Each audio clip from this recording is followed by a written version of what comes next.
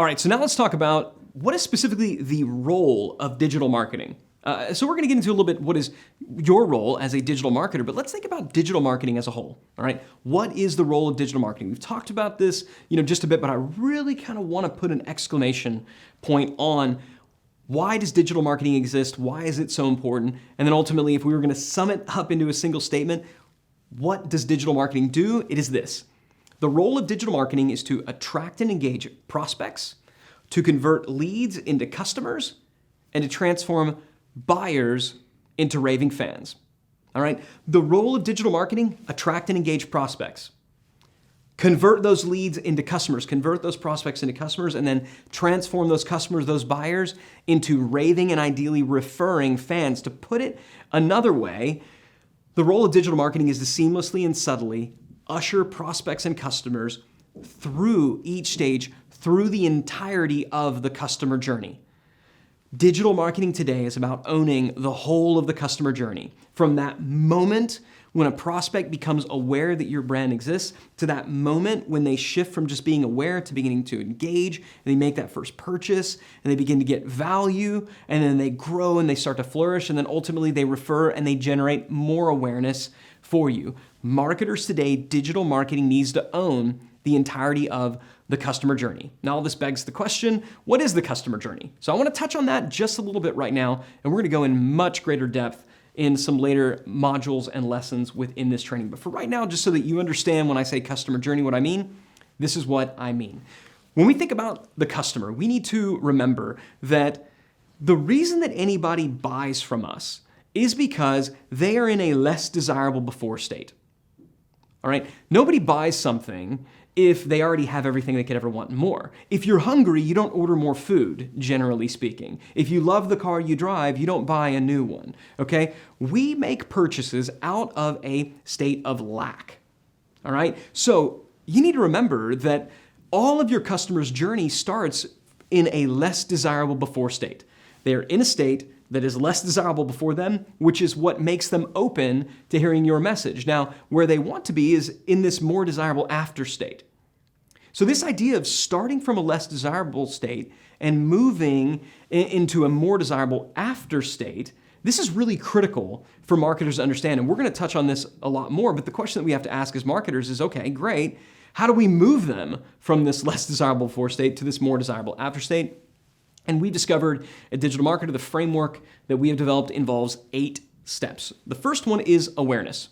Now, they should generally already be aware that they're in a less desirable state, but you as the marketer may need to make them more aware of their less desirable state. You as a marketer may need to make them aware that there is actually a solution to this problem. You as a marketer may need to make them aware that your product, your service is a better solution to their problem than all the other ones. So there's a lot of different levels and layers of awareness, but where it must begin is that prospects must become aware that your brand exists. Now, awareness is great. Awareness is vital. They've got to see you, but if they merely glance and then look away, it's worth nothing, right? And this happens more than ever today. I mean, think about the way that you consume content on social media, right? Scroll, scroll, scroll, glance, glance, glance. You're aware, but for a moment.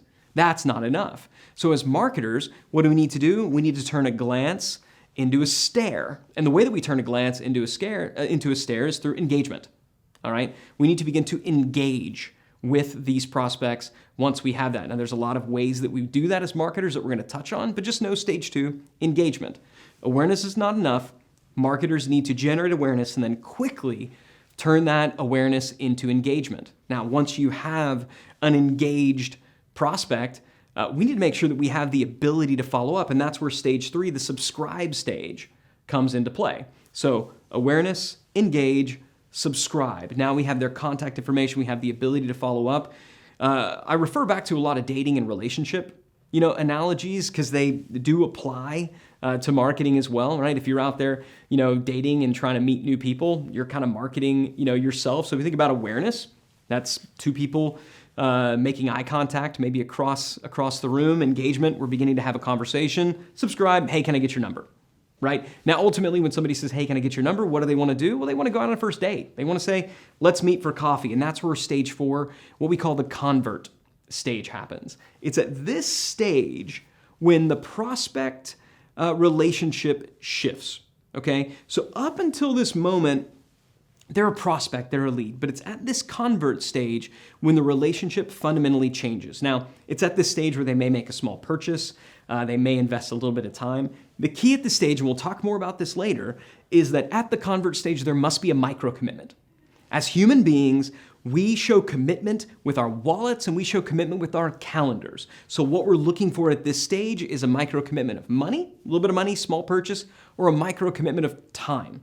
All right? But it's at this stage, I mean, if you think about it, right, going back to the dating and relationship analogy, you saw each other, you had a conversation, you got their number. Now, even if you're just meeting up for coffee, make no mistake, that relationship has fundamentally changed. You're no longer just two strangers talking. You didn't just give somebody, a fake phone number or something like that, right? You gave them their real number. When they followed up with you, you met for coffee. That means you were on a date. Okay, so in romantic things, we would say that you are now dating at this stage. It is at this stage where you begin dating your prospect, dating your customer. Now, it's important to keep in mind here that if they don't get value from this initial transaction, if they don't enjoy the fact that you went out on this date, they're not going to move forward. And that's why the next stage is the excite stage.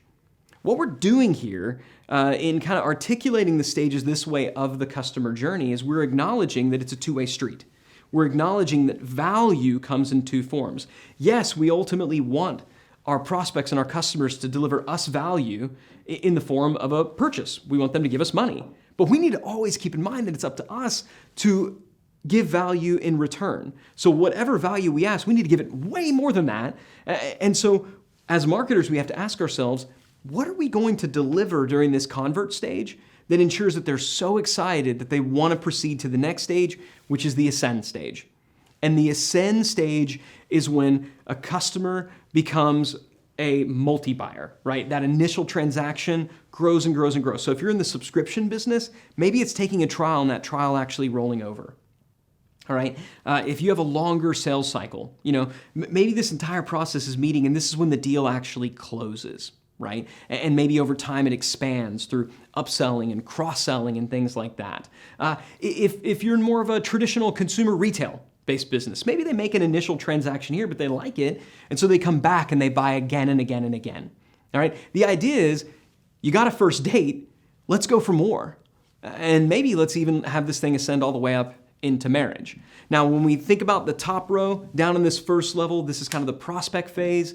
The second level is the customer phase. Now we want to get into the advocate phase. All right, now at this point, they're not just happy, but they're actually beginning to experience some success. So they're telling us about it. They're becoming an advocate. They're giving us customer stories and testimonials and things like that. And then hopefully down at the end of the row, they become an actual promoter. They start telling other people actively about our brands. They start driving referrals. And the beautiful thing about this particular journey, while we have visualized it as kind of this back and forth, meandering journey, because that's frankly how the acquisition of customers tends to feel more times than not, it could just as easily be visualized as a circle. Because what do promoters generate? Promoters generate more awareness.